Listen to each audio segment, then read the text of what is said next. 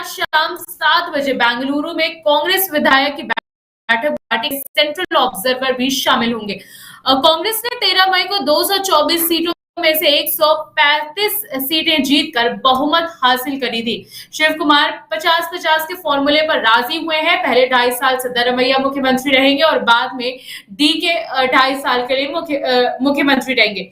यानी डी के लोकसभा चुनाव के बाद 2025 में मुख्यमंत्री बन जाएंगे। हालांकि अब कर्नाटक का कांग्रेस प्रदेश अध्यक्ष कौन होगा इसका नाम अभी तय नहीं है।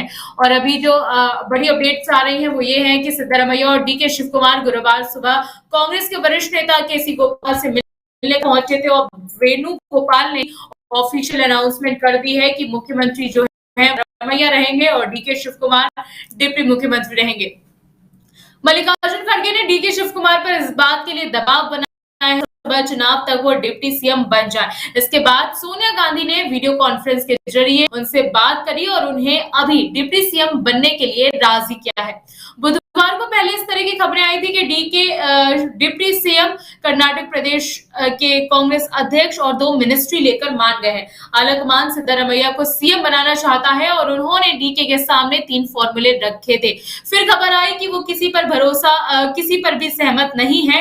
खड़गे से डीके ने साफ कह दिया था कि बनना है तो सीएम, डिप्टी सीएम नहीं बनूंगा और अगर मुझे मुख्यमंत्री का पद नहीं मिलता है तो मैं एक आम कार्यकर्ता की तरह ही काम करूंगा। सुबह से ही दिल्ली में लिखी जा रही कर्नाटक स्क्रिप्ट घंटे दर घंटे बदलती रही। डीके ने हाईकमान से कहा कि लोकसभा की 20-22 सीटें जितवा सकते हैं। खड़गे और राहुल गांधी के साथ सुबह डीके और सिद्धारमैया की मीटिंग हुई थी, लेकिन एक राय नहीं बनी और अब सोनिया गांधी के हस्ताक्षर के बाद जो है वो सारी चीजें हैं। मुख्यमंत्री जो है वो सीएम सिद्धारमैया रहेंगे और डिप्टी मुख्यमंत्री पद के लिए शिव कुमार मान गए हैं।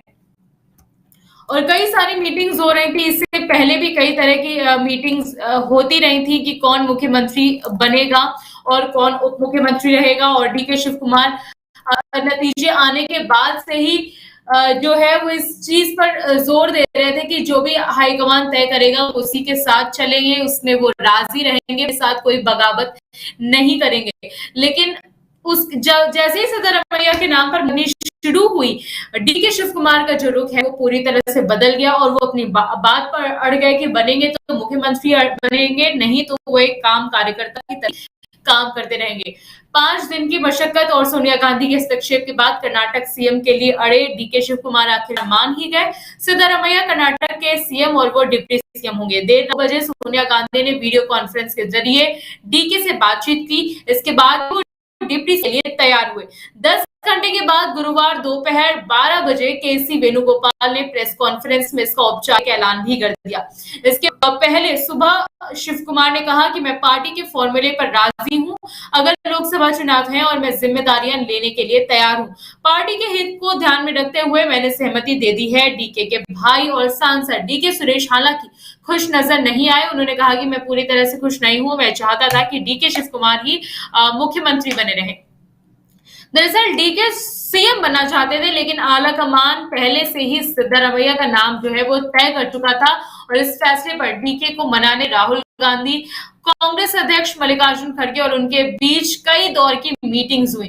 हालांकि ये सभी बेनतीजा रहा, कोई नतीजा नहीं निकला। लेकिन जब कांग्रेस सोनिया गांधी का हस्तक्षेप हुआ वो माने और आप देख सकते हैं कि सिद्धारमैया के पोस्टर के साथ जो उनके समर्थक हैं वो खुशी मनाते नजर है, मिठाई खिलाते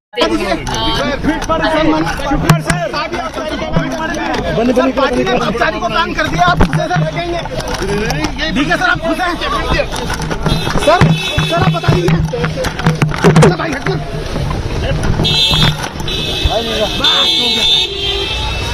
बहुत बढ़िया, सुंदर, बहुत बढ़िया।